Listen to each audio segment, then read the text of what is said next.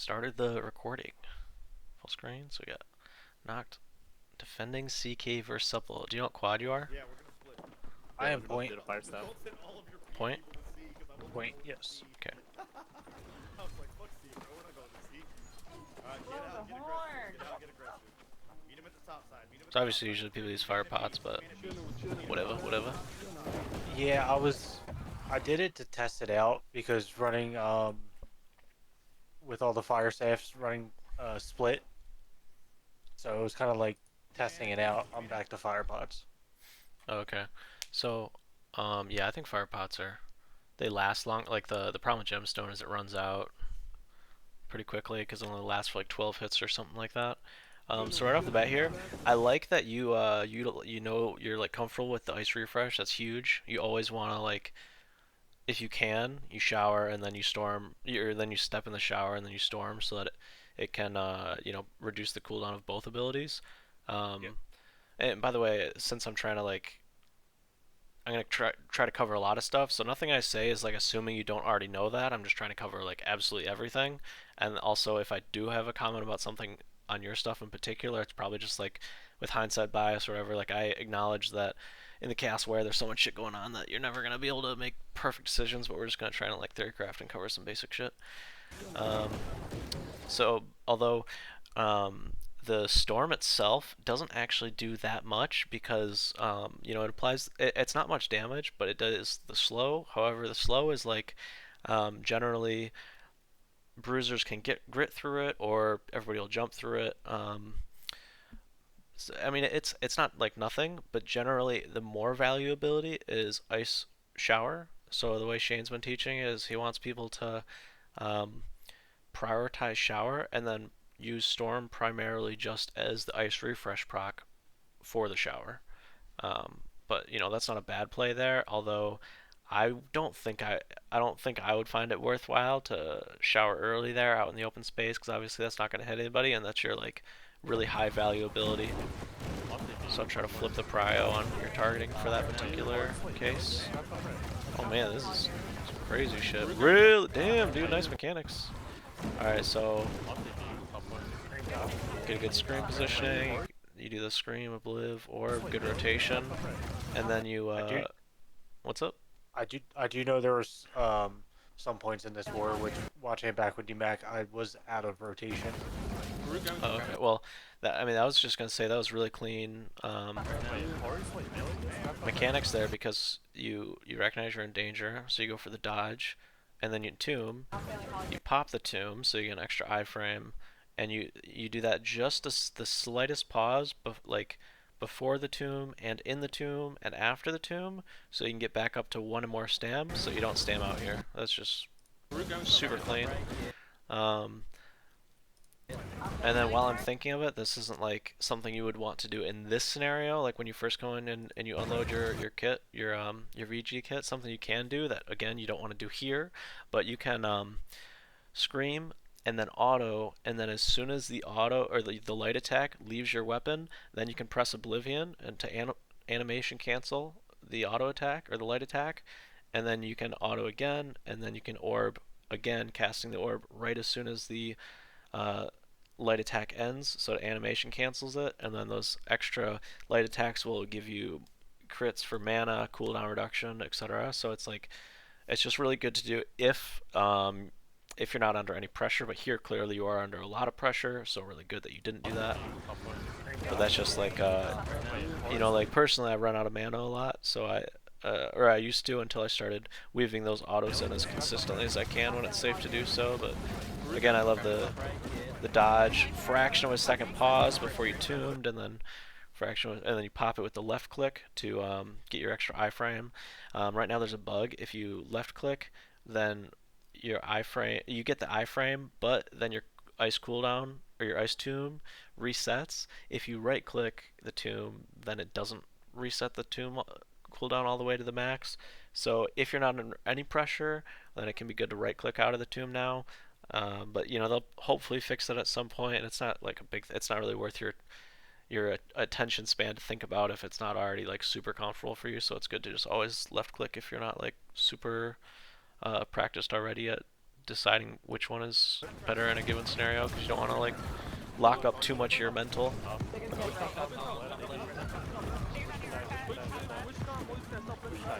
And again, not assuming that you don't know any of this, but just to try and cover all the basics. Obviously, when you're positioned here, you cannot shower touching flag, but when you can, when you are positioned like more towards the center, like here, and you can put a shower touching the flag, that's super good, because then the enemies have to step off point and sacrifice some tick if they want to walk past it without getting caught in it.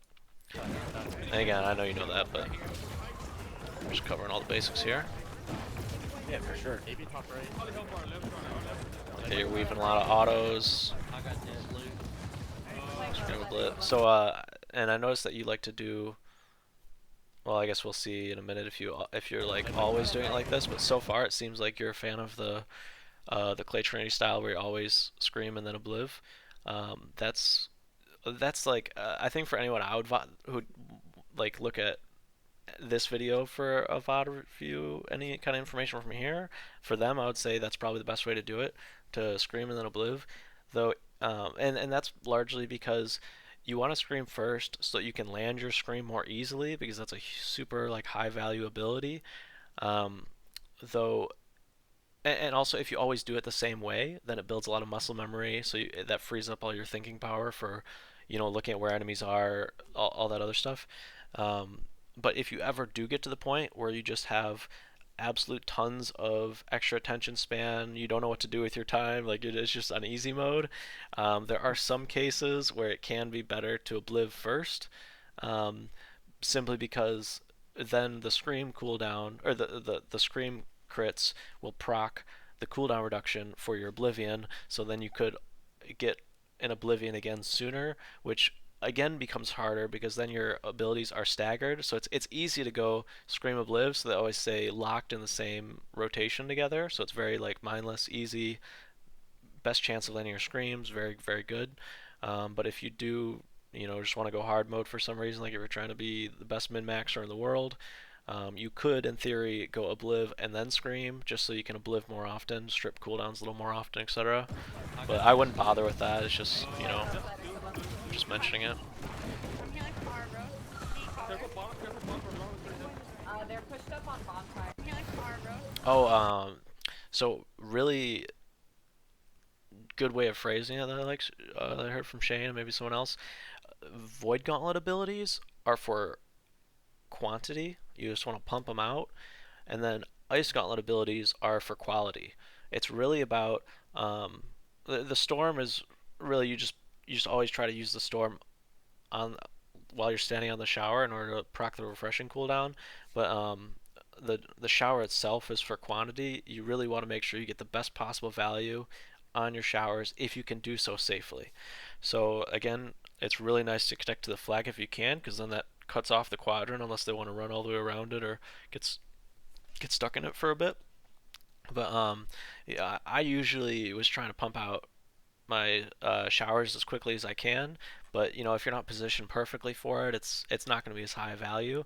So really, you want to main hand which again I know you know this, but the VG, you want to main hand the VG, spam it, because plague is plague. It's good to just like, you never know who that is gonna end up being a problem. Like if you just plague everybody, then eventually it's going to be a good plague. I mean, obviously, if your bruisers, if your bruisers are on a target, or if they call armor breaker, then you want to scream that person and call that person's name if you see someone low. But just in the meantime, as much plague as possible is always good. Much obliv as possible is good. But the shower, since it's such a long cooldown, you really want to, it's okay to be a little more reserved to make sure you get it in the highest value spot. And again, I like that you're looking for the ice shower cooldown there, so you try to step on the shower in order to do your storm, just to get that ice refresh, which is a proc on the ice gauntlet tree. Here you could probably be stepping top, but it's not a big deal because I don't have that much tick yet. But obviously, I'm sure you'll look at that a little bit more as tick gets higher. I'm gonna turn this up a little bit so I can hear the caller.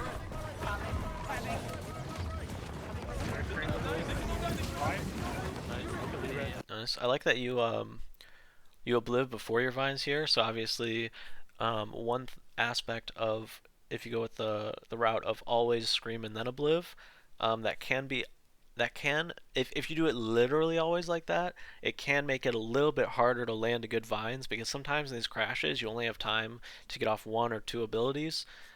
In the crash, the prio is you ideally want to land a good ice shower before the crash or leading up to the crash, walking towards the crash. You get a good ice shower to block off your choke, and I'll just go ahead and detour a little bit here. So we got the four quads. Ideally, I think you said you're playing point on this one, so this doesn't apply to you. But like this, since it's a defense, this top right quad, whichever VG is playing here, if the crash is bottom right, then the top right quad player will want to shower to the top right of the crash, or in this case maybe the mid right, just to connect to that flag. And then each quad will try and come roughly from where their quad is so they can do an effective like shower box. And you don't want to necessarily shower directly under their feet, A, because that's so dangerous, and B, because then they're already rooted while they're doing what they're doing standing still. Whereas if you instead, and they can be like gritting through it and stuff. Whereas if you instead shower their escape route, then it's not while they're just standing still using abilities anyway. It's or like if they're maelstroming, they don't really care if they have an ice shower under their feet. But if you shower the escape route, then once they try to charge out or walk out, then once they're trying to move and once they're dedicated trying to escape because they're in panic mode, oh shit, I need to escape now. That's when they get rooted. That's when they can't make it out. So you want to so the goal for all VGs, not you in particular, just in general, everyone's trying to create that box around the clump. And then so that's your first priority is getting a good shower. And then after that, vines is really, really good. Maybe in some cases even more important than the shower, especially because it can be more of a guaranteed route on your target. Whereas if you don't have full coverage on showers with your allies, then they could get around it, whereas they couldn't get around to vines. So and then before your vines, it's often very good to obliv because for one reason is the enemy flail. If they use vortex, the spin move above their head that applies an AOE cleanse to their allies in the area, which is immunity to not necessarily cleanse, but it's an immunity to CC of like root, etc. And stuns. So if they have the flail buff, they won't get rooted by the vines, but that flail buff is strippable by the obliv. So you can, so if you obliv vines, they're gonna get rooted. So that's big. And then, so it can be really good to shower and then obliv vines. And again, if you always do scream obliv, which is very comfortable for the muscle memory, just so you don't have to think about it, so you can focus on other potentially more important things. But the downside of that is, then if you're trying to go in, shower, then scream, then obliv, then vines, that's a lot of ability rotation. And if you're trying to do all that in a clump, you might get counter crashed on. So I'll often skip on the scream for the crash, and instead I'll postpone it. I'll be approaching with cleanse, shower, obliv, vines, and then I'll try to either like take a step back depending on how dangerous it is, or scream and then scream an enemy who like either looks low or is trying to escape, or I'll do it right away depending on how safe I am. So yeah, I'll often flip the order there and I'll do scream last. And again, or I didn't say this yet, but I always like to try and shower then storm. But if it's a crash, you don't want to try to shower then storm.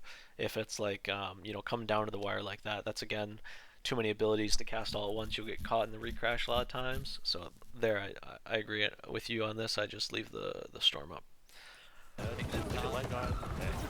found myself sometimes trying to scream before I obliv the vines, and it was just way too long. Yeah. You try to use everything, you can get caught a lot. I don't know. There's a little thing. I don't know if this is true. There's a bug that sometimes you'll get like a fort capture icon covering your timer or the flag tick. I heard that if you unflag before a war, maybe it'll make it slightly less likely to be a bug. I don't know if that's ever a problem for you. It happens to me a lot, so I usually unflag before wars now. Yeah, I get it sometimes. I haven't gotten it lately, I don't think. Again, I really like that you have the controlled dodge jump. wait just long enough for your stam to come back a little bit, and then you can dodge again if you need to without stamming out. Again, nice shower storm. To be honest, I'm usually a quad player. I've very little experience with actually playing just point, or well, I have experience with it, but I haven't had like a really good high-end VOD review from Supple about like how you're supposed to position when you play point all the time. So I'm gonna focus on the stuff that I know like a little better because it's been like confirmed by people better, like more knowledgeable than me. So I'm not gonna have a ton of thoughts on like where you're positioning, since I would be able to do that more concretely if you were playing a quad. But generally, playing in the top half of point is nice because um, this prevents enemy healers from stepping on top for free. So like both armies are usually trying to push towards top so that they can create a safe space for their healers to step on bottom, as well as if you're on top and then you can look down on the enemy team below you, and then you can kind of sandwich them for a better angle on your crash against them if some of your players are playing from top. And then again, when you're playing in a quad, it's often good to play trying to sandwich your targets between the VG and the two ally bruisers. So like if I was playing, so like right now you're positioned top. So if you, for example, were a top left quad, you'd usually want to step right here where my mouse cursor is, which is top left, and then your bruisers would be also kind of top, and then ideally, but like a little closer to mid than you, and then you'd be kind of sandwiching someone. And the reason why it's good to kind of have that separation there is if you and your bruisers are on opposite sides of the enemy, if you're sandwiching them, then you can free cast into the enemy's back. So you can do lots of free autos, land your screams easy peasy, and then the enemies have to choose: do they want to target your bruisers or do they want to target you? So it's a little bit of natural spreading. So it's harder for them to grab all of you. It's a little bit like if they do decide to target you while you're isolated, then that's going to come at a cost for them, because then they'll be getting hit in the back by your bruisers, and they'll be committing a lot of time. Whereas if they can like AoE cleave you all the time, that's easier for them to end up with one of your targets being low enough to target. Um, Again, I know this is all like basic stuff. I'm just trying to cover everything for the sake of trying to give an overview here. Oh, actually wasn't paying attention to if you do this normally, but so right now you're aimed at like the hips while you're screaming here.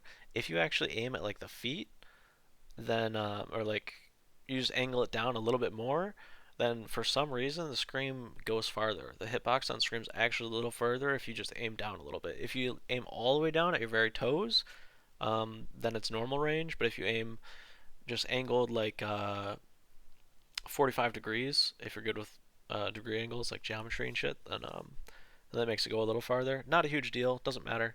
But if you're just trying to min max, you can aim down a little bit. Personally, I like to aim down a little bit because it also gives me a slightly better POV. If I'm looking down, then it can make it so I can see the names kind of laid out as a like. See right now how all these names are in one line, so you can't read any of them. But if you aim down a little bit, you can read them better, as well as getting more depth perception to see how close some of them are. Um, so for that reason, it can be nice to aim down a little bit. Also, the hitbox with your light attacks. I haven't tested this, but I'm told that a player's hitbox is like a vertical box. It's not like actually exactly where their player model is. So, for example, like see this player to the right, their legs are split. If you were to shoot between at the empty space between their two ankles, supposedly that would still count as a landed auto attack or landed light attack.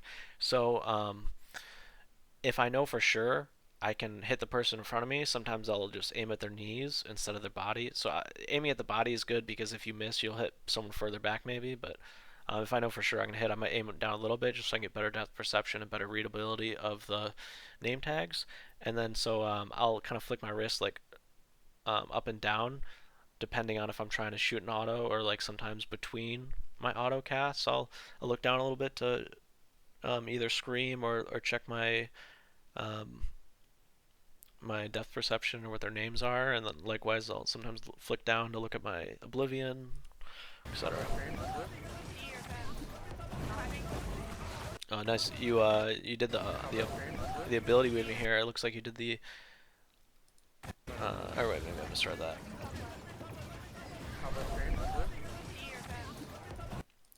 But yeah, just it's good to if you're not under any kind of pressure, you're just taking your time spamming abilities, then you can do an ability, auto, do an ability right as the auto leaves your weapon, and then do an ability, you know, just kind of animation canceling, weaving some autos in there.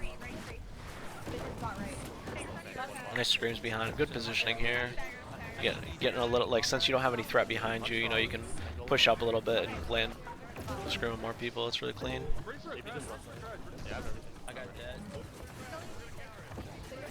Here, I'd actually probably try to get even greedier and try to connect to the flag here with the move up a little bit and connect it to the shower, just because, like, since you're such a beefy class, I see you got the 21,000 HP. You're not under any pressure. You're comfortable. Your mechanics are good with escaping, so you can play a little greedy, and you can you know, push up for some more high value abilities. You can kind of push the envelope a little bit.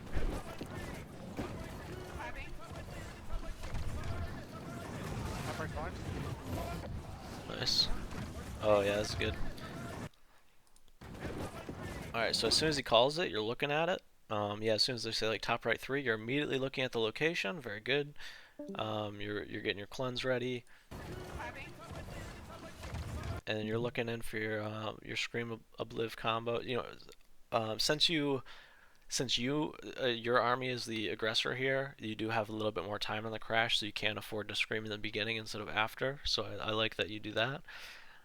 Personally, what I would probably go for here, I mean, your shower ability isn't up, so it's not on you. But you know, if you were, if this were like theoretical, all your stuff was up, I'd go for I would, you know, look at it at 3. I would shower and cleanse, whichever one's first doesn't matter a ton. Maybe optimally you could shower after, or you could cleanse after the shower, just because you're not getting grabbed yet, so it'd last a little bit longer that way. But it's kind of a min-max thing that can take away a lot of your attention span, so you don't perform as like at your best on some other things. Like sometimes you'll drop awareness, so you're trying to focus too much on the micro of which ability to do first.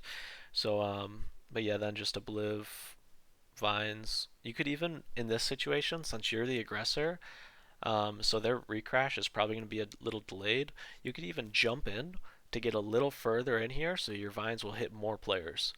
So you could, and the jump is just so that if you're slowed, you travel a little further. So usually if I'm running around, like if I just know that all I have to do right now is reposition, I don't have to pop consumes, I don't have to use abilities, I don't have to auto, I just have to reposition, then I'll do the jump so that I'm not slowed.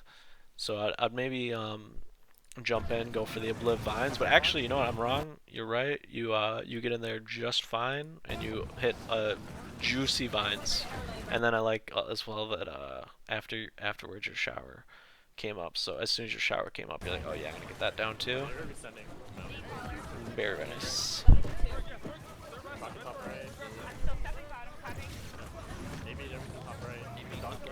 Good screen behind them. You're looking to shower their escape route in case they're trying to run home with it, and then once it's safe to do so, you go for the ice refresh with the storming in the shower. That was such a the ice refresh with the shower took so much focus when I was first trying to get it. Oh yeah.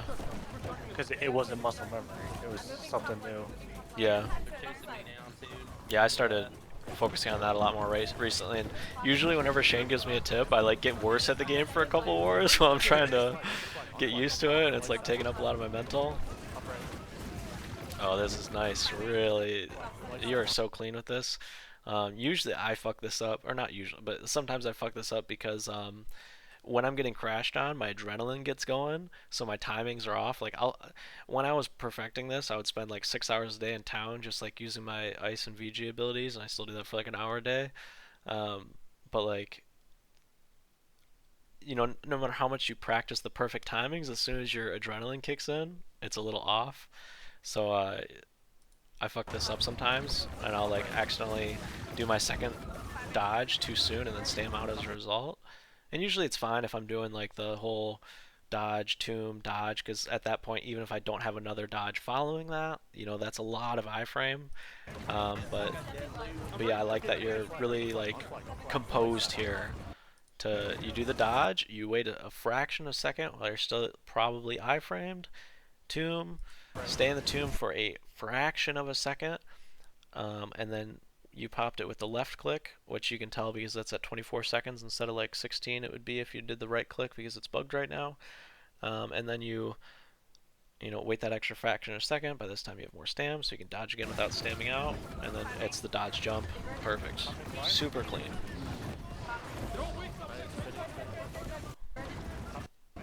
Let's watch one more time here.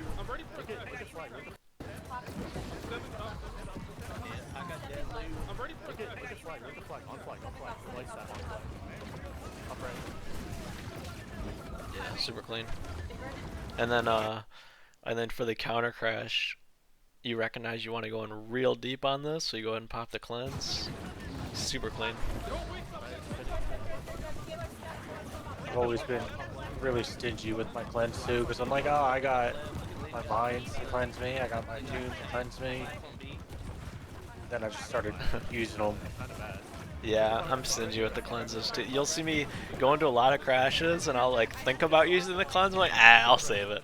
I'll be alright. Sometimes I regret I'll that make it out. decision. Yeah.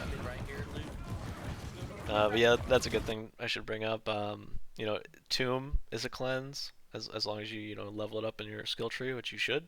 And then Vines, as long as you have Purifying Heart on your ring, which you should, and you do. Then your Vines cleanses you as well, and then obviously the cleanse is your third cleanse. So as a VG, we have tons of cleanse, so you can be a little greedy with them sometimes. If you're gonna die and Vines will save you, you can Vines because that's better than dying, usually. And so you got them, use them. If you need them, use them. Oh, the greedy buy. I hate that. You end up like coming in from the wrong angle. Half the time I can't find my cursor. I'm gonna lie, I started practicing this so this fucking shit doesn't happen to me. In pre-war, I'll click on the shop a few times just to make sure I got the angle right, because if you like come from the bottom, you'll be like hovering a keg or something. So I like bring my mouse to the top and then straight down. I finally messed that up fewer times now. Oh, right. There's people in their row. This is probably advice. Oh, I'm glad this happened. That was a good point, or a good tip. Always on. You go to social, always on, and the microphone volume can be at 0, 1, or 3. So whenever you talk, the mic goes above your head, so your teammates can find you easier if you're talking. So if I need heals, then the healer can automatically be more likely to see where you are. Or if you say like scream Tony top right, then even if you forget to say top right or whatever, or even if you do, regardless, it'll help your bruisers hone in on where that target might be.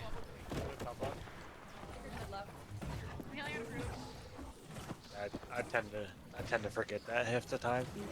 We're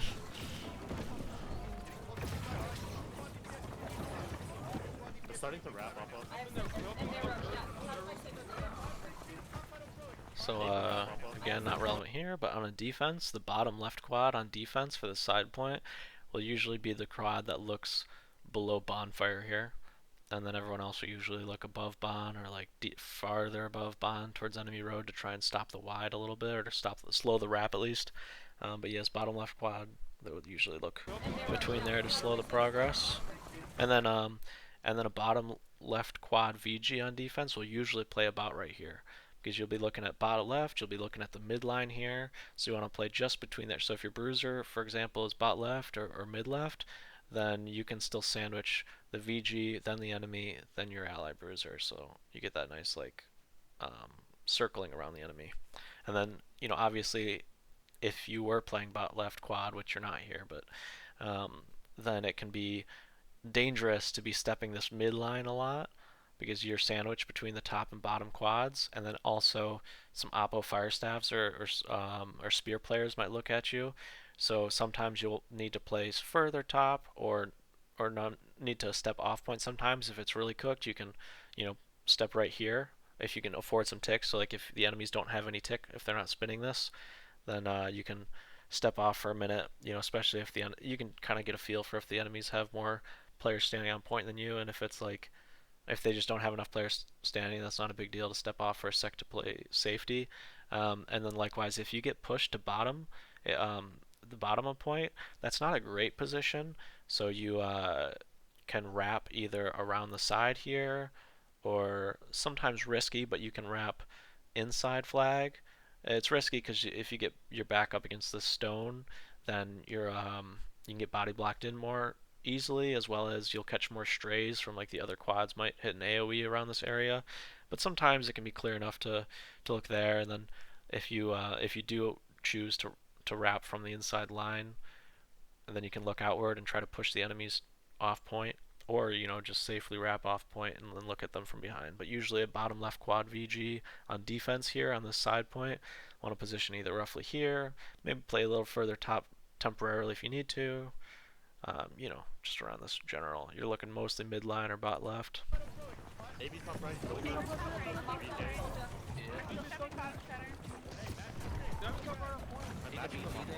I like this shower just because normally this is a terrible shower placement like in other scenarios, but since you can tell that like we have some allies pushing them here, the enemies are trying to wrap, and when they're doing this first wrap here, they're going to try to force it a little, and then they might get caught out and have to back up a little, and you can tell they're catching some heat. So these guys might be looking to retreat.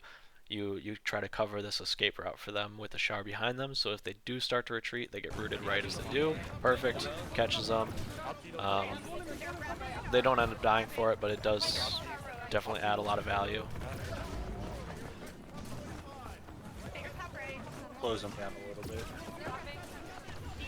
Yeah, you can make them a little claustrophobic, cut down on their path routes, pathing.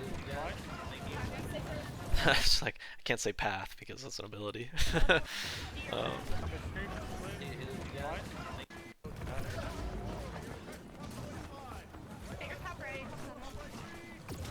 Since he said crashing top in 5, I like that you go ahead and get your shower because it's going to last for most of the duration of the crash, and this frees you up to get some good wrapping positioning, as well as making sure you can use the rest of your kit since you like to do the scream into obliv into vines.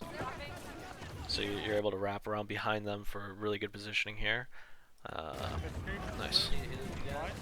And also your vines isn't even up here, but you notice that you'll get enough charge off of 1 or 2 abilities. Nice. I think most of war is me watching when I get my ult back. Yeah, I spent a lot of time looking at that as well. And normally you're perfect with I don't know what that little dodge was. You're normally perfect with that, so probably just the adrenaline or knowing that since you guys are the aggressors, there's a good chance you can get away with it. But you're fine. Again, you're good at noticing that okay, all of top is free. I can cheat up a little bit, really corner these enemies, get closer for some, because there's not much point in standing right here, except actually now there is, because now we have two enemy healers stepping for free here. So I would go ahead and nice. So you turn your attention to them, say you can't step on my point for free. So you can like give them a scream, because the scream will also reduce their outgoing healing if you do have scream available, which you didn't. So, but just scaring them off so they can't get any free tick. It's good. So it's always a little back and forth.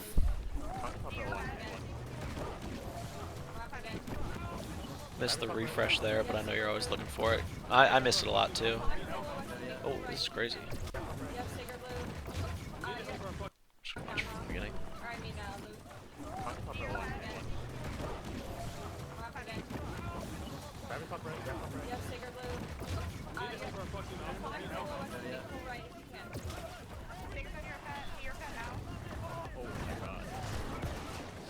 This is some chaos, holy shit. I think I went to get out and then I got sucked in by a grab. Yeah. Yeah, it's like that sometimes. And the one thing, like, situations like that I worked on was not panicking. Yeah. Yeah, while I was like trying to learn how to not panic in these situations, one thing I was enjoying doing is, I'd go for the dodge, tomb, and then break out of it, fraction of a second wait, and then dodge jump. But like that's a lot. Your adrenaline's going. So when I was like much lower level at VG, what I would do is I would sometimes stay in my tomb a little bit longer just so that I could get a lay of the land. I would like tomb and immediately look down so that I have a better POV, and I'd kind of try to plan like, okay, what's the escape route here? Where am I? Which direction am I gonna go when I dodge jump? I'm not saying you need to do this, but just if someone watching this um, is trying to get more comfortable with that, then sometimes it can be okay to stay in the tomb a little bit longer to try and like chart your escape route if that's not a strong suit of yours. But there's also problems with staying in tomb for too long. For one, if the detonates pop on your entomb, it will break the entomb potentially if enough of them do. And then once they do, so like you normally left click to break out of the entomb, but if they already broke it with their detonates, then when you left click to try to break out, you actually do a left click auto, and then you're stuck in that animation. So that's really you really want to avoid that. And then also, if you're in there for too long, like I mean on a crash and other times, if you stay in your tomb, enemies might call um, like Tony used his tomb, so we can dog that VG. He has less escape abilities, so you don't want to like burn tomb too much. In this case, obviously, on a crash, you're gonna want to use your tomb if you need it. Um, Here at the peak level, yeah, you're gonna want to do like a dodge tomb, dodge jump sort of thing. Sometimes you could even like go for the cleanse dodge or cleanse tomb dodge, or, whatever you'll everybody will get a feel for it as they get more experience, but sometimes it can play out a little differently. And also there are times where it is the best play is to stam out. I want to specify that. Like stamming out's bad because you run slower, you can't block, you can't jump. Um, a good player might notice that you're stammed out and target you, and then you're just gonna die if they get their whole group on you while you're stammed out. Um, so it's very dangerous to stam out. But in the case of some crashes, if if they catch you with a stagger, you can get chain staggered and then not be able to do anything until you die. So sometimes it's good to use a dodge to prevent them from like starting to get staggers on you.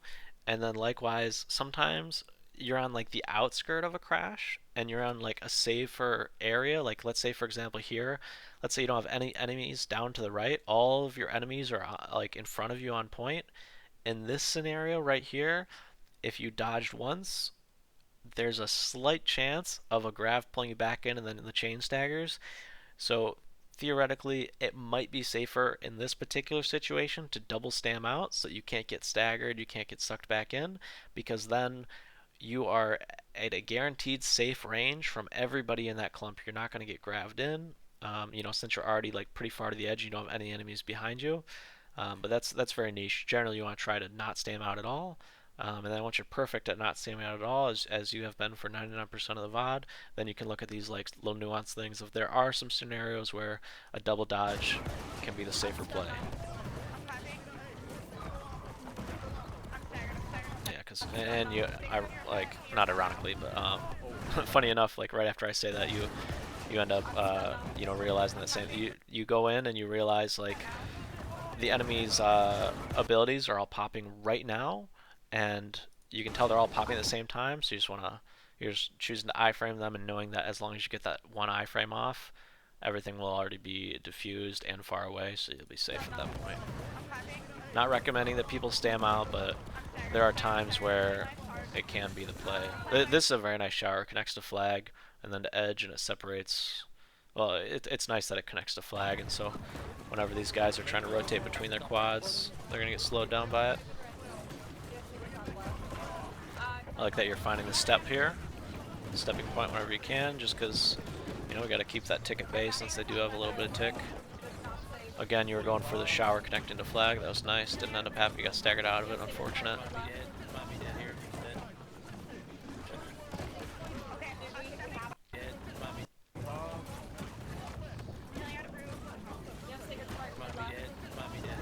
Man, you're I really just hit. You're really good at Half not dodging out or not standing out.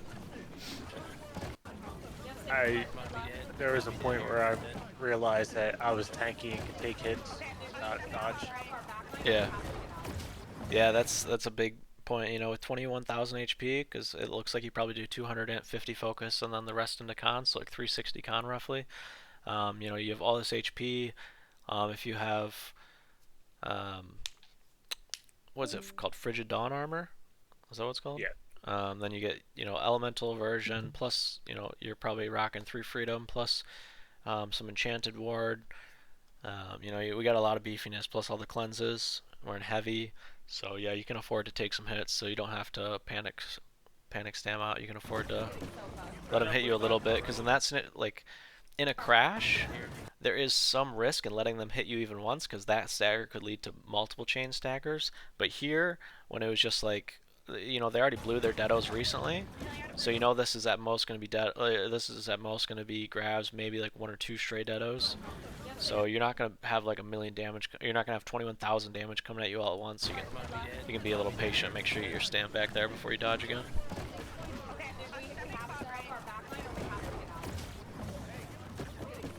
I also just get thrown around half the time on point. Yeah, yeah. Sometimes I'll have a war where I'm just chain staggered for 4 seconds at a time, every 15 seconds, and it tilts me. But nice. Here, I guess the only thing you'd really, the only thing you'd maybe be hoping, like, this is very good, but, you know, if you're, in hindsight, let's take away all the stressors, trying to multitask, tension, everywhere else. If we're just in a bubble, going to try to create the perfect scenario with full hindsight, we could maybe look to do a shower here first, and then Obliv Scream, Vines, or Scream Obliv Vines. Normally I'm not like the biggest advocate of screaming first, but because you guys are the initiators, and this shot caller likes to give like plenty of time for crashes because they have a good eye on where the crash will be, you do have time to use these screams, and it's important that you did, because you realized that your vines wasn't quite ready, and so you needed to land an on-hit ability in order to generate that vines charge. So that's why you need this scream here. You knew it would be up, so you just immediately went for the clean combo of scream with Liv vines. Very nice. And I might have died here on this follow-up when you're hooking up to the left. I like that. So you go for the shower, and then you're looking for the ice refresh, but you realize all these guys, now that we use our crash, it's their turn to be aggressive. They might be pushing your top right here. They might be dogging you. So you realize that, and you don't overcommit to guarantee you step in the shower, because that could be a risky position. So okay, you know what? Maybe I need to get out of here. So you immediately go for the dodge jump, and you avoid the recrash. Very good. I just yesterday I died because you know, here, like, you couldn't see that they were deading, so it looks like they're just like moving for position, so it doesn't seem that precarious. It seems like, you know, maybe I can shower storm, but yeah, I was in that same scenario where it didn't look like they were necessarily gonna all in on me, so I went for it, and then right as soon as I commit to the storm on my shower, they all start deading and grabbing on me, and I died for it. So it's good that you had that composure to say, you know what, I'm gonna play this safe. I don't have to get the ice refresh every time. If I got 5 reds either looking at me or headed my direction, I need to get out of there. Some good signs that enemies are gonna either crash on you or potentially crash on you is if they haven't used their debts in 45 seconds, if they haven't used all their coordinated grabs and stuff for like 25 plus seconds, something like that. If enemy bruisers all start popping consumes, that's a good sign that they're looking for a crash. Or if they stop like left clicking and instead are like kind of walking in a circle, like they're getting ready to wrap for a crash or move into a crash while they're potting. Or if people start looking at you or moving at you, or like just stop autoing. They stop autoing, they start popping consumes, they start moving, they'll start looking in the same direction. Any of these can be good signs that enemies are looking to crash. And just anytime, like, so anytime enemies use all their crash stuff, you're gonna be safe to dog for like roughly 20 seconds or whatever it is. But you know, once the timer starts getting up there, you got to be more careful and really looking for those signs and playing safe. Also, very, very new to the meta recently, shot callers have been starting to call recrash. So they'll use grav det, and then the enemies will recrash you, and then you recrash them. So and then they might recrash you again after that. So they won't have all their debts, but some people who didn't have debt yet could use debt or vines on the follow-up one, and even if they don't, it can still be tough because maybe you're caught in a clump while 5+ enemy grabs hit you, and even just one vines or one debt, it can potentially be enough. So you got to look out for those recrashes now too. Or some callers will even call a no debts crash, where they'll just use like some grabs, or maybe have like they're only the point team use grabs or the point team not use grabs, so they can make it look like they're all inning, and then they bait the crash from the enemies, and then their recrash has more oomph behind it if they save certain stuff. But yeah, it's tougher to keep track of now. It's harder to know for sure if you're safe or not. But really, what I like to look for is a if enemies used a lot of grabs, they're probably not going to crash until at least grav is up again. If they use like the vast majority of their gravs, and if they deaded, then at least yeah. Now you really have to keep track of like two separate timers. It's like what are their grav timers and what are their debt timers.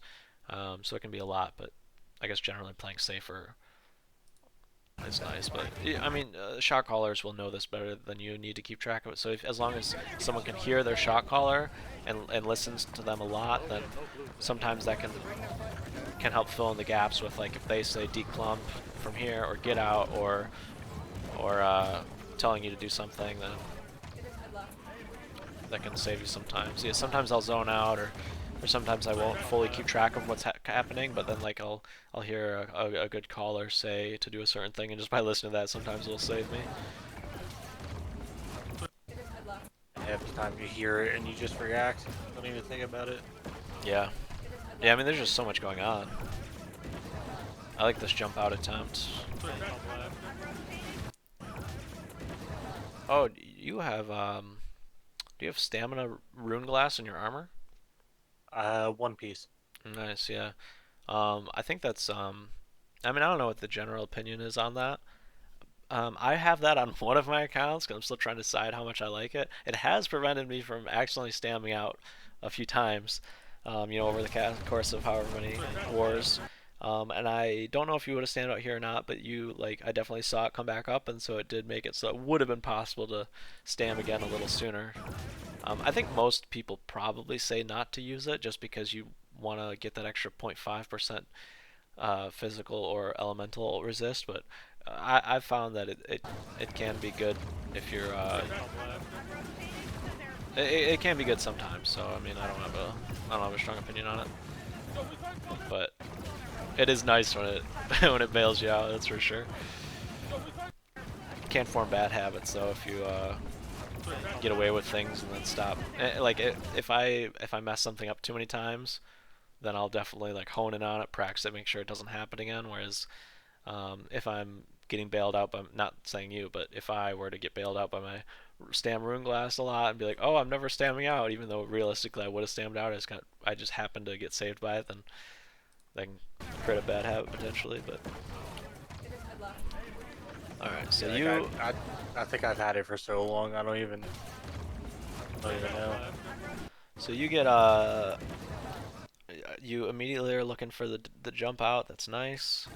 You get unsuspectingly crashed on. You get pulled in with a grab. Go for the dodge tomb. Nice. I can't tell if you do the breakout of your tomb or if they break your tomb. If they break your tomb, then it's pretty fortunate that you didn't like left click at the same time, because this is a situation I've had. Oh, it looks like you broke out of the, yeah, you broke out of your tomb. Very good. So you realize that because the debts are crashing on you, they will do enough damage to break your tomb if you just sit there and tomb. And if they do that, then you're not gonna get that extra iframe from breakout of tomb. You're not gonna get that extra 20% fortify from the tomb tree, or the ice gauntlet skill tree. You're not gonna get yeah, the iframe that's like pushback. you know, there's a lot of benefits from actually being able to proc that left click on the tomb. So I'm glad you actually get that off before the detonates hit you, and now you're in an iframe again because the tomb popped, and then you go into another dodge for more iframes. So you do get a little bit lucky here, just that you don't. I mean, like hypothetically, they could have sucked you back in, and then you get popped the rest of the way, but they handled that pretty well. And, yeah, nice.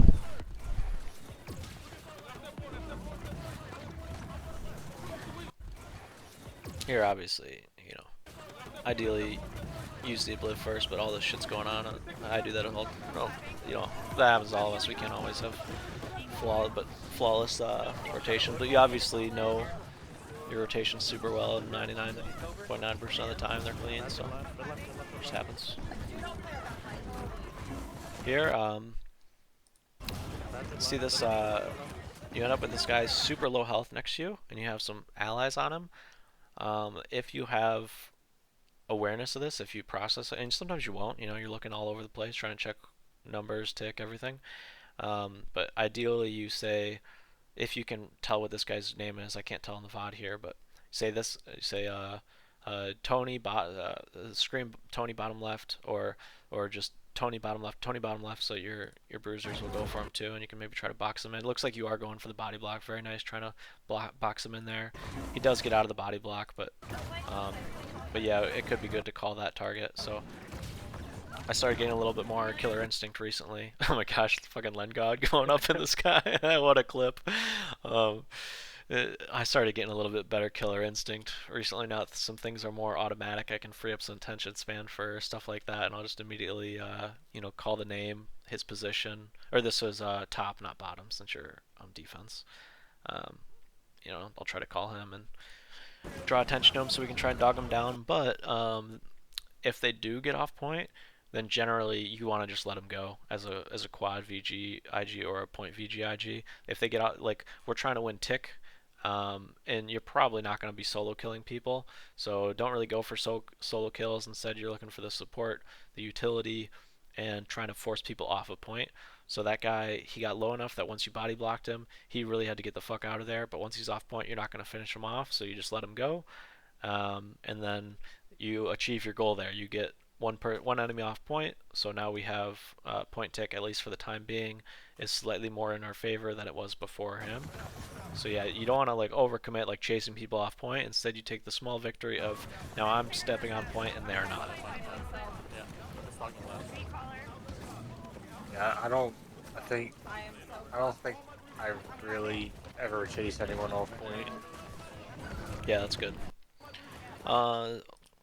So this shower here, one thing I've seen Clay do is he'll, how you can get like an arc on it. You can arc so that it like touches the flag and then comes up a little bit on both sides. That can be good. Of course, they could still run around the outside of it, but sometimes that can be good because it like, in this scenario, for example, we have some blues here on the outside, so the enemies are tighter to the flag. So if they want to come to bottom or rotate around, they'd have to take the inside route next to the flag. So a shower like this that's angled, if it is touching the flag, will root them and keep them in it longer. But it's not quite touching the flag. That's okay. But it is nice when you can connect your shower to an object like that. So for example, in the fort, it can be nice to sometimes connect, instead of to the flag, it can be good to connect to the edge of B choke, like against that wall there, to prevent healers from coming in and out.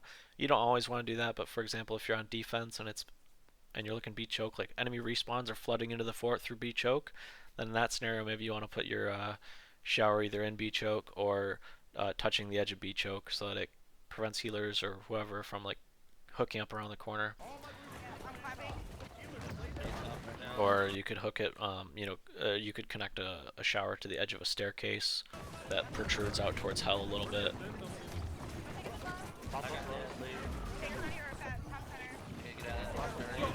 You don't need to, I mean this is fine, but just a little nitpicky thing, I'm not actually dogging you on this, but if you do, and you know this, but if you do have all your abilities up, you don't need to auto as much. You at that point want to look for, where can I land the scream?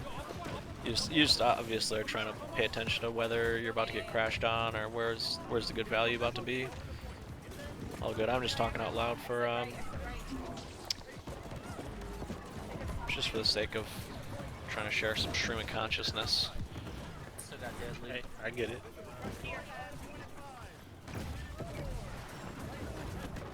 Pop up, pop up, pop up.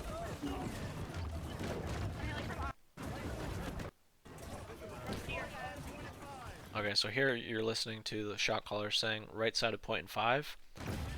That's why you're trying to save your abilities and you're looking for a reposition. You see you have some allies here, and you want to, and your goal here is to try, or in your mind, I think your goal is to try and box these enemies in.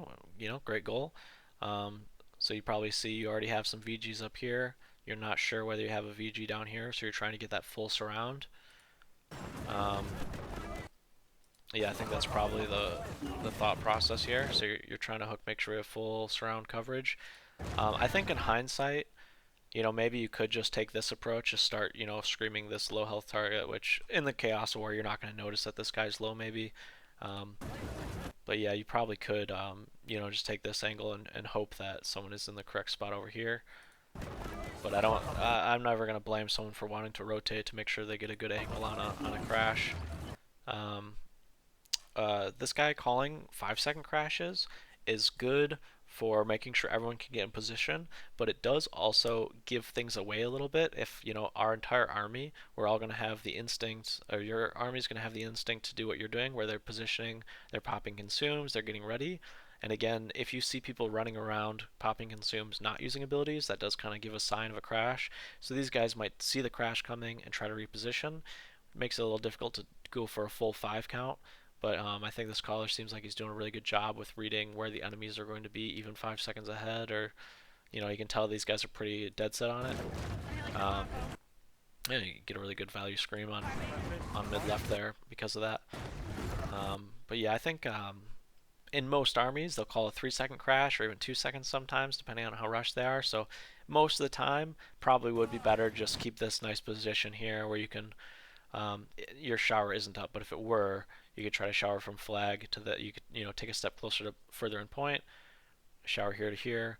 These guys can't get out of here. You can scream this clump, and then go into your comp, and then you can obliv vines right as the caller would reach 0 if it were a 3-second call. But since it's 5 seconds, I do get why you're, you know, trying to take the time to wrap and make sure that this area is covered as well.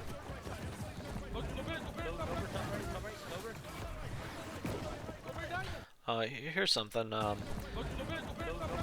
Personally, regardless of whether I'm playing a quad or point, I like to calm all of my showers and all my screams. Not literally all, you know. If I have a bad one, I'm not gonna openly admit it. But you know, so here I would say shower top right. Okay.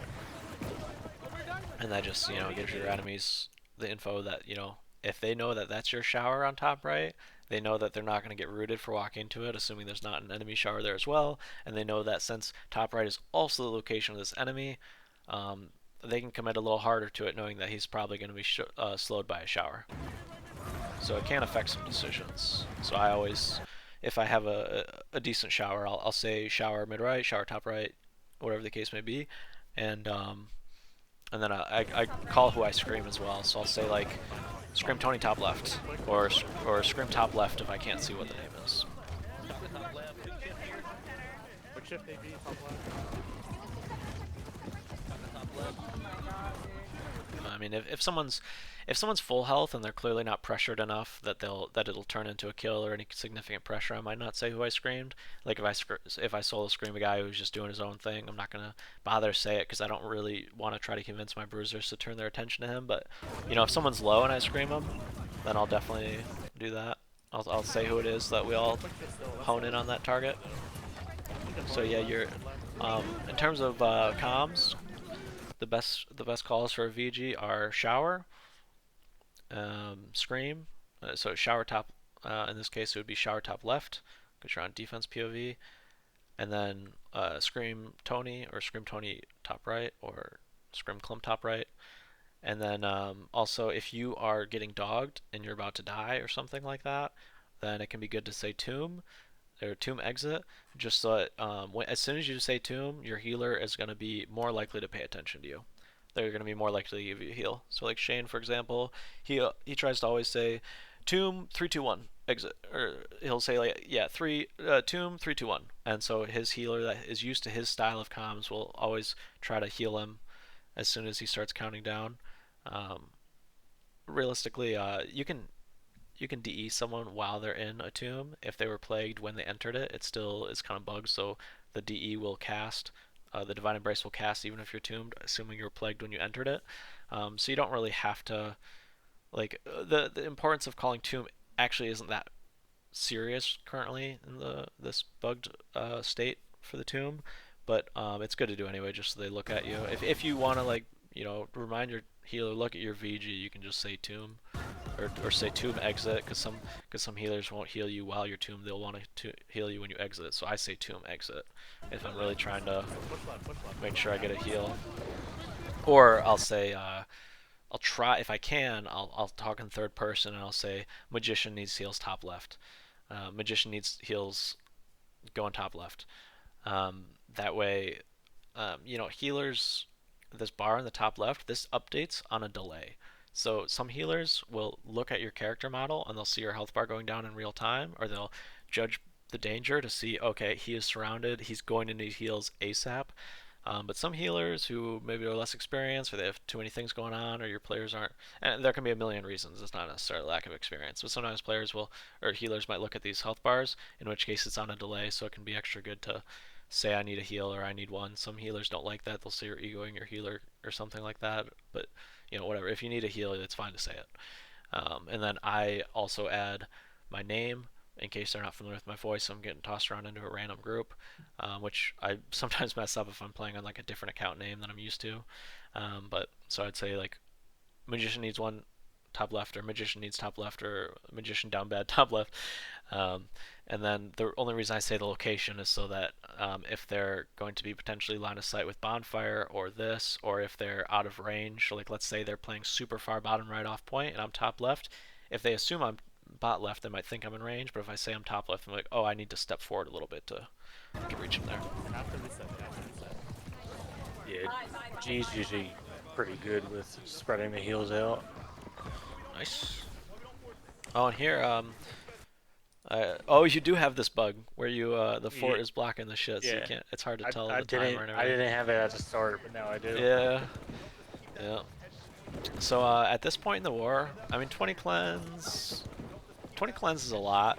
It's tough to say for sure whether you'll need that 20 cleanse to last until the end of the war or not. Ideally you get a reset or go to fort phase, but in theory it's possible that you could have the rest of the war stay competitive, where you're not dying and you can't buy off flags, so you might need all 20 cleanse, but more than likely you're only going to need 12, 15, somewhere in there. So you could buy one or two haste. I'd maybe buy one haste pot, so that if I do die I can get back as quickly as possible.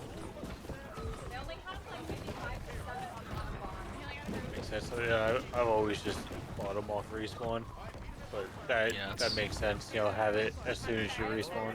It's a tricky scenario because likewise when you die you'll probably want to buy at the shop again anyway. So it's really just for the niche scenario of maybe I have 15 cleanse and one haste, so that if I die, then if I still have plenty of cleanse, I don't need to buy it then, so I can just immediately rip out of the fort.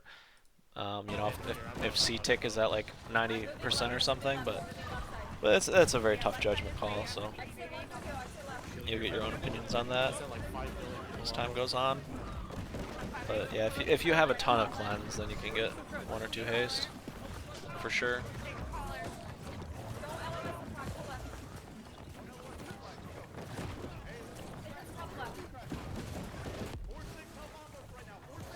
I like that you're looking inner a little bit. It's certain quads, like for example on defense, bot right quad likes to look inner a little bit. If you can afford the tick, like right now there's no tick, so you can look off point a little bit. Just because you happen to see that there's a good opportunity for value here, or there isn't as good of an opportunity for value elsewhere maybe. I actually don't have experience. I don't have high quality experience in like kill squads and stuff. So I can't speak too much about how much pressure or how much attention you're supposed to give off of point into inner lane. But I have had some wars where our kill squads are getting farmed, and you really like if your kill squads are losing that bad, but then you're like your points winning, it's you can still very heavily lose the war off of that. So I do like to help out inner lane oppo here sometimes, especially if I feel that our kill squads are really struggling, or if there's good potential for me to add value, like if the enemies are all clumped up there. Oh yeah, they're calling it here. You guys like right side's getting pillaged. We need to help them. I'm healing from bot, save. Um, if you have not this doesn't apply here, but it reminded me. If you have a single spear player on you, then you can take out your ice gauntlet and block. One, maybe two spear players on you. Their weapon doesn't do a lot of stamina damage, so if you just block them with the ice gauntlet, they'll not do anything to you, and then like they'll, if you just stand still and you let them hit you until the end of time, eventually it'll break your stam, and you will end up dying for it. But basically, like if you're at half health and full stam, you could dodge jump away, or you could, if you're kind of not in this scenario, but if you're isolated, like let's say you're over on my mouse right here and bottom right off point, you just have one lone spear on you. It's clearly just the spear. Let's say potentially he is a threat to you because you're low HP, but you can just block him and then he can't do anything to you. He won't be able to solo do anything to you if you have stam while you're blocking, and that'll just buy time for your healer to get the DE on you. So it can be nice to, you can just prevent a spear player from doing anything by blocking them. Here, I wouldn't recommend doing the blocking strat, A, because you're already low on stamina, and then B, because there's so many other players around that you'll probably still be getting hit with like Pillar of Fire or multiple players. So the blocking option wouldn't work in this scenario, but yeah, you can block a single spear and then like just calm, I need to heal, or um, there are scenarios where blocking a single spear can be a very good stall tactic. Nice, glad you got the haste here since you recognize you have plenty of cleanse. Push left, push left, push left. Okay, watch. They're pushing into our road again. Watch them push. Fingers on your cut. Mid left, shooting left, shooting left, shooting left. I see it. I'm healing. I like that you didn't pop your serum or your regeneration potion rather ahead of time, because it would interrupt your cleanse, or it'll interrupt your haste. You wait until you're already out of the haste anyway to do that. They're off. This shower, not bad. It could be even more value if it were right here, just because you gotta think from the enemy's POV. This guy, for example, if he's a bruiser, if he ends up needing to get out of this crash, then he can just walk to top. So like from their POV, you gotta think of the cone of their escape. Your shower is blocking off this cone, but he's still got several cones of good routes to escape from. So ideally, you're also rushed here because you're coming in late from respawns. You don't want to miss it, so that's totally understandable. I like that you wrap to get an angle, but if you do have the time, you could maybe take, in theory, if you had the time, I should say, you could maybe take another step to the left, and then instead of aiming, just like if you start it while aiming this way, then obviously it's going to start down here. So if you instead wait a second, you start walking forward and are looking forward the whole time, that can maybe connect a little bit more flat to take away these cones of escape. I know you know that, but and you were just trying to hurry because you were late to your crash just because of the way the respawn worked out. So in hindsight, actually, it might even be better to just because you happen to be here, I might even just do a shower on this side. Like normally it's an odd shower placement, but maybe someone will be trying to come straight out of point there. So during crashes, the shower placement's a little different than just like regular quad setup. Normally for quads, you want to put them connecting to the flag, but sometimes the completely covering the exit to get off of point Can be good for crashes. Okay, 2, 1. So I guess you did have They're off. some time here. I'm healing from top right as well. Oh, you know what? I see now. You just didn't want to commit your vines because you were thinking. This was an example of the shot caller. He likes to give a lot of time for our crashes, so all the allies can get there. But this time, it was a little late. Like if he instead went for the crashing left in 3, 2, 1, then these guys would have gotten caught. But since he went for the slower option, they ended up getting away, and that's probably why you decided to save your vines. But you don't always have to go fully off of the caller, so you can maybe just vines early on those guys anyway. There's Sager top right.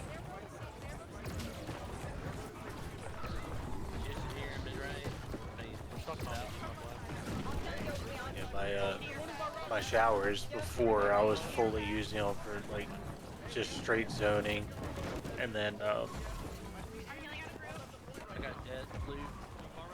I was told to use the refresh more, and then just got to the point where like I was just putting my showers down just to get the refresh. Yeah, that's actually kind of how I do it now. I just use them for the refresh for the most part. Descending right, maybe.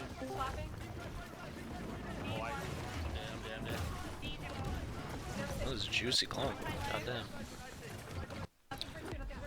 They have mana though. It threw me all off. Yeah, so I've been running, like, I mean, not as much anymore now that I got a tip on this, but um, on the ice gauntlet tree, I think that you have the correct tree here, but on the ice gauntlet tree, on the very top right, there's a passive on the top row, and then on the top right, one row below that, the second row top right has another passive that says like when you use or when you attack while in an ice area, you gain 10 mana, something like that. That procs off of abilities. So for example, if you have a storm below you and you attack with a left click light attack, you'll generate some mana. That's obvious, but it'll also actually do it when you shower or tomb inside of that area. So it gives you a lot of mana. I think you have that correctly. But then, so the second tip for keeping your mana up is to weave in more light attacks with your Void Gauntlet. So again, that's you'll be light attacking a lot in your downtime, as well as instead of spamming your ability rotations of always going Scream Obliv, you can instead Scream, light attack, and then as soon as your light attack leaves your weapon, you throw down an Obliv, and then light attack as soon as your light attack leaves your weapon, shoot your orb.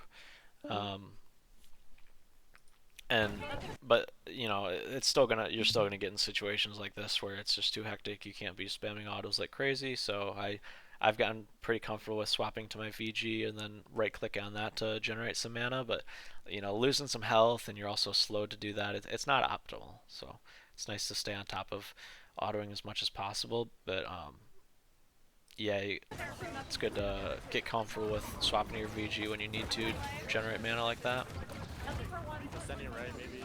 Oh, I see. You went for the right click, but it didn't weapon swap to your VG properly, so that's why you just blocked with your ice gauntlet on accident instead.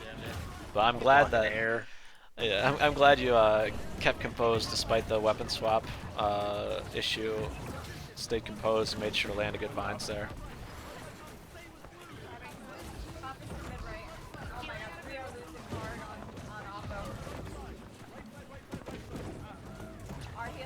Again, I like that. You see, there's no ally or there's no enemies here, so you push up a little bit to try and get this aggressive shower, aiming to connect the flag towards the engine point.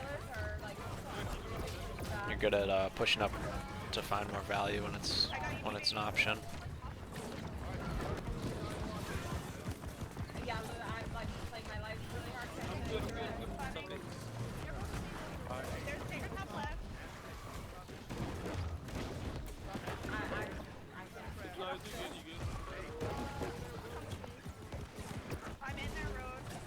Oh, and not that this is the case here, but if I ever do stam out and it's a little dicey, then, or if someone's looking at me, or if I'm low health and I stam out, anything like that, I'll go ahead and, yeah, I'll pot a cleanse even if it's not a crash, just to make sure I'm good. Like, I mean, depending on how many cleanses, I don't want to necessarily use my last one if it's gonna have to last another minute and a half. And I know there's a big crash coming up, but you know, if I'm you know, stammed out getting targeted in a bad situation, I try not to. Since we have three sources of cleanse between Vine's Tomb and cleanse, I try not to be as stingy with them these days. So I'm glad that you just were like, ah, there's, you know, there's a potentially dangerous situation. I'm gonna go ahead and use it.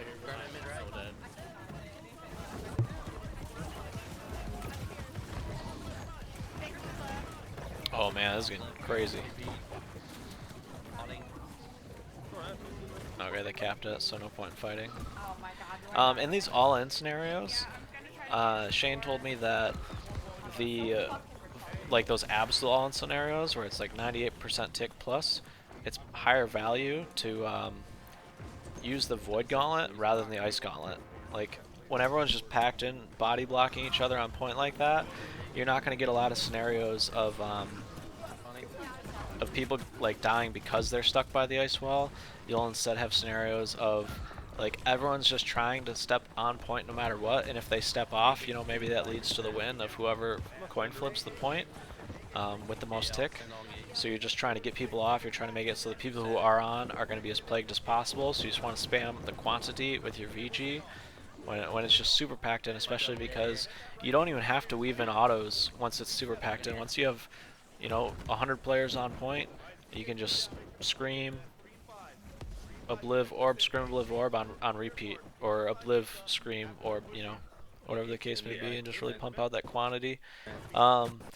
So something I recognize, this is a frequent death. After point gets capped like that, it's often gonna just like you're probably not gonna make it into this door. You're probably not even gonna make it this far, right? Like usually, if your healer, even if your healer is alive, they're gonna say "fuck you, I'm out of here," and you know that's understandable. So it's just kind of every man for himself, as it turns out sometimes this scenario. So like as soon as they cap that point, um, I usually do the same thing where I try to book to A gate, but I die for it a lot of times. So instead, I realized I think it's probably best to just go straight this way for B point, because most of the enemies are going to zerg straight to this A gate because they're going to want to waterfall horns.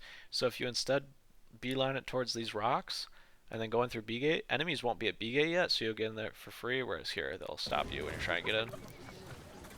Oh my god. Yeah, I think once I got out there, I saw that they all kind of turned away from me, and I was like, yeah, I can make it in. Yeah, I see the vision. Yeah, it looks like it really does look like you can pull it off. But yeah, I think personally, I'm gonna try to get to the point where I just go to mid every time here, because it's just, yeah, this will end up happening even if you play it well, even if it looks like it's gonna work. It goes wrong so many of the times. The keg setup. Straight over now. I got sacred left side of beach trophy. Okay, I'll do right. Sacred right.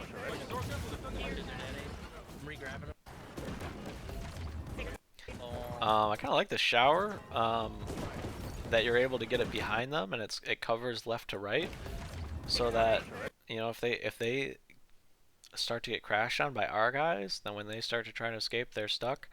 It's obviously a little risky just because now you're surrounded while you're trying to cast it, so they might stagger you out of it or what have you. But I think you can see since there's only like 3 or 4 enemies, you're not in massive danger. You likewise don't know how many allies you have behind you. If you have a ton of allies behind you, then this shower is amazing, because that means we're going to crash them and they're going to try to run away.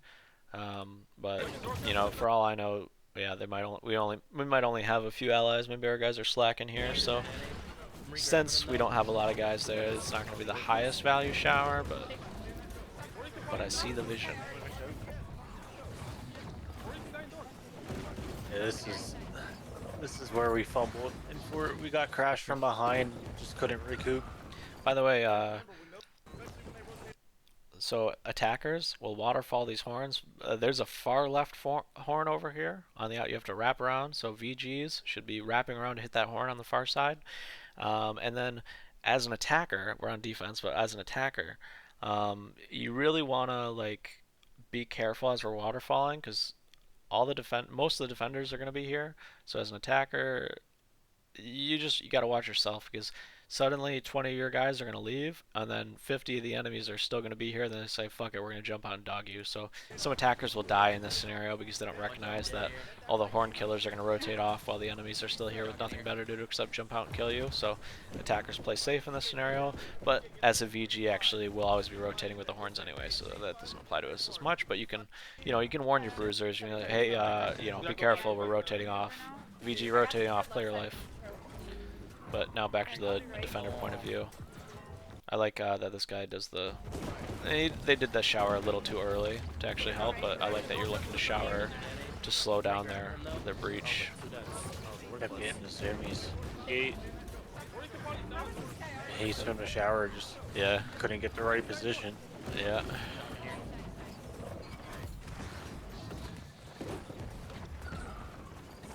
I got dead again, Luke.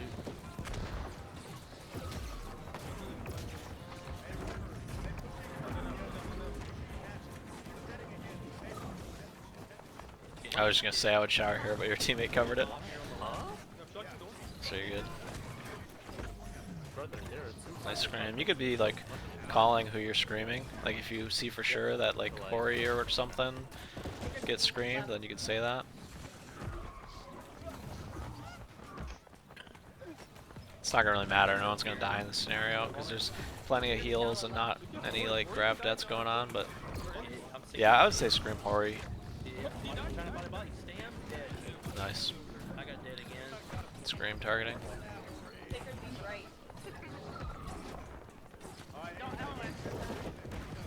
Looking for the shower here, I think.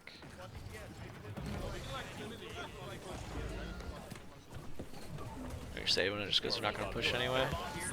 Yeah, I think I was saving it until like... Yeah, that's fair. Yeah, and then as soon as he starts walking forward, you shower him so that if he wants to continue, he is going to have it behind him. This is where we get crashed from behind and just... Oh man, this is such good discipline.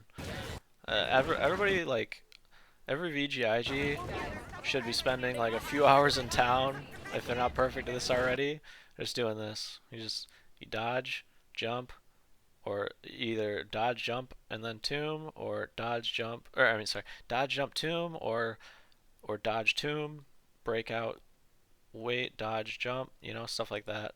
But you're very composed with this. This is nice. And in fact, I'll say when you're practicing it, not you, but if someone's practicing this in town, then don't just do the perfect tempo. You give yourself some cushion, accounting for the fact that in the war you're going to have more adrenaline. So be a little sluggish about it in town just to make sure that even when the adrenaline kicks in, you're still not stamming yourself.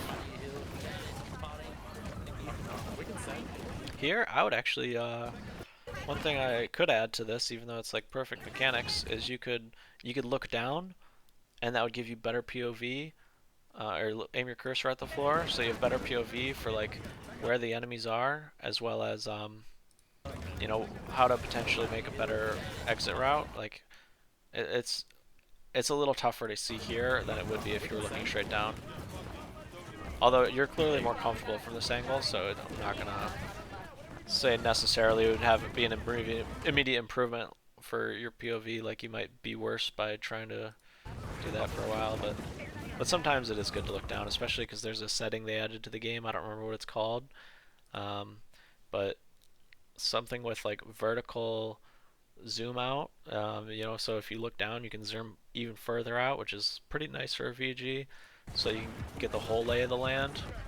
But I do like that you tend to keep yourself looking forward to have good uptime on your autos. An issue that I recently got reviewed on is I was previously spending way too much time looking down to try and get a lay of the land, so I wasn't spending enough time looking forward autoing, which was meaning I wasn't having enough mana up, I wasn't having my cooldowns as quickly up as they could be, so I was pumping out a little bit less plague than I could have been.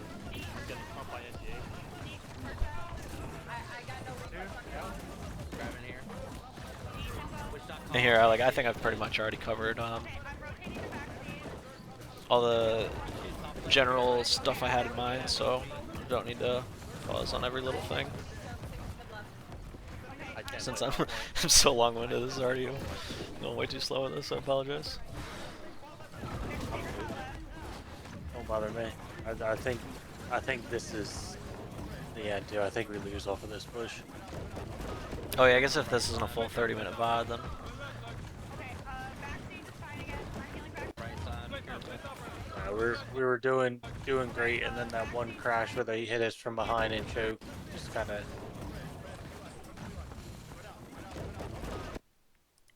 Zerg on right side. After this, more people stopped listening. so there's Zerg on right side. They're crashing top right, kinda. You know, maybe you could have stepped slightly more, but I actually like that you decided to play it safe, just because the crash is like right here. So little risky, but then hopefully you can get back on point as soon as possible, which you're looking for it. Yeah, you know, actually, you could have stepped on slightly more, but I like that you got the shower down. Specifically, you know, here let me see how many enemies are in. I look in the gate here, but I actually mentioned this earlier. I said on defense, something that can get overlooked is enemies will like flood through B gate for free. So it's nice to get a shower and then in there if you do see that. Here, I guess in hindsight, maybe not the biggest value just because we don't seem to have any kill squad players, since you don't seem to have any kill squad players attacking these healers anyway, but if we did, this would be very, very good shower if we had like a great sword here, or if there were respawns there. But I like that you're keeping that in mind. Oh, and earlier I was talking about how sometimes connecting a shower can be big, so like that's a good shower connecting to the two sides. Connecting from like a little bit onto point to this edge can be good in some scenarios if they're pouring in. Like if a healer's trying to hook to this side, you know, sometimes the shower can be good, or um, or this staircase in hell. Sometimes if there's a big clump in hell, then maybe a shower could be good from the edge of stairs toward point. It's nice to connect them to something, so it's that much harder to run out. Juicy Scream vines.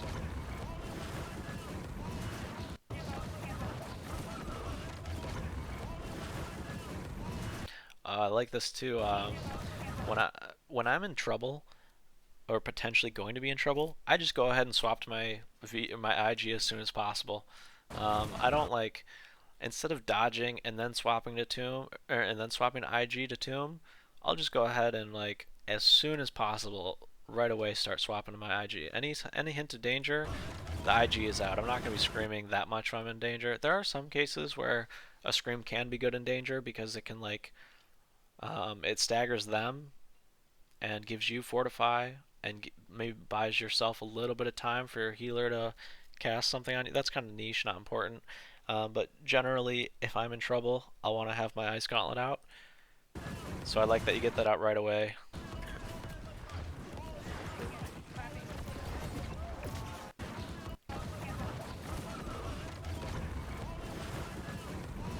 That is what it is. Nice war though, very good WOD. I'm very impressed with the composure during crashes to do the dodge tomb, breakout, dodge jump without stemming out. Nice. No one cares I know, about the side but gates. They just get the I pump. think You choke the for rest free. of it, I just forgot to turn the VOD off. Yeah, we don't have to.